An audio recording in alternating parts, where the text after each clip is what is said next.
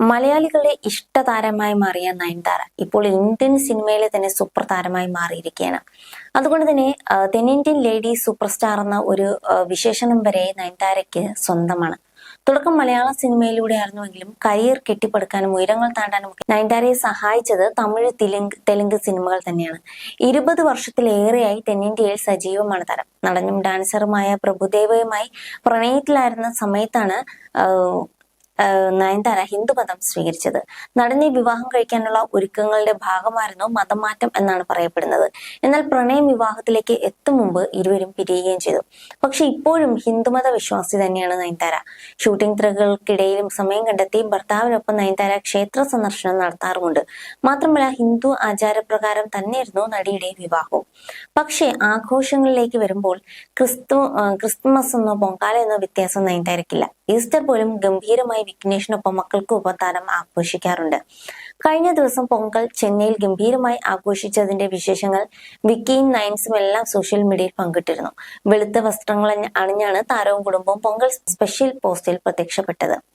വെള്ള മുണ്ടും ഷർട്ടും മറന്ന് വിഘ്നേഷിന്റെയും മക്കളുടെയും വേഷം. വെള്ളയും ബെയ്ജയും കലർന്ന ചുരിദാർ സെറ്റാണ് നയൻതാര അണിഞ്ഞിരുന്നത്.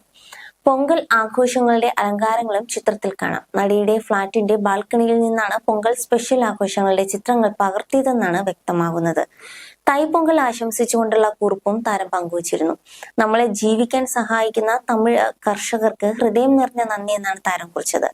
നയൻതാരയുടെ ഔദ്യോഗിക ഇൻസ്റ്റഗ്രാമിൽ കുടുംബത്തോടൊപ്പമുള്ള ചിത്രങ്ങൾ പ്രത്യക്ഷപ്പെട്ടതോടെ ആരാധകരെല്ലാം വിക്കി നയൻസ് ഫാമിലിക്ക് പൊങ്കൽ ആശംസകൾ നേർന്നെത്തി. അടുത്തിടെയായി നടി ചെയ്യുന്ന ചെറിയ ചില കാര്യങ്ങൾ പോലും വലിയ രീതിയിലുള്ള വിമർശനങ്ങൾക്കും വിവാദങ്ങൾക്കും ചർച്ചകൾക്കും വഴിവെക്കാറുണ്ട്. പൊങ്കൽ ആഘോഷങ്ങളുടെ ഫോട്ടോ പങ്കിട്ടപ്പോഴും നെഗറ്റീവ് കമന്റുകൾക്കൊന്നും ഒരു കുറവുമില്ല.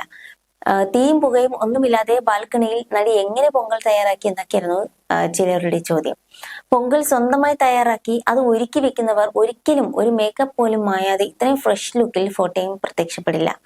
ഒരു പണിയും ചെയ്യാതെ ഇത്തരത്തിൽ പോസ്റ്റ് മാത്രമായി പൊങ്കലിനടുത്തെത്തിയാൽ എല്ലാവരും ഫ്രഷായി കാണപ്പെടും. ആരോ ചെയ്ത പൊങ്കലിന് മുമ്പിൽ മേക്കപ്പ് ഇട്ട് പോസ്റ്റ് കൊടുക്കുന്നു എന്നിങ്ങനെയൊക്കെയായിരുന്നു നയൻതാരയെ വിമർശിച്ചുള്ള കമന്റുകളിൽ ചിലത്. അന്നപൂർണയാണ് നയൻതാരയുടെ ഒടുവിൽ പുറത്തിറങ്ങിയ ചിത്രം. രക്കായിയാണ് നയൻതാരയുടെ റിലീസിനൊരുങ്ങുന്ന ചിത്രം. തെന്നിന്ത്യൻ നള്ളസാമിയാണ് ചിത്രം സംവിധാനം ചെയ്തിരിക്കുന്നത്. ചിത്രത്തിന്റെ ടീസർ നയൻതാരയുടെ ജന്മദിനത്തിനും പുറത്തുവിട്ടിരുന്നു. എങ്കിലും ആ ഒരു സിനിമയ്ക്ക് വേണ്ടി കാത്തിരിപ്പിൽ തന്നെയാണ് ആരാധകരും. You're watching me on metromatney.com. metromatney.com. Subscribe for more videos. Subscribe here for more videos. Subscribe now. Thank you.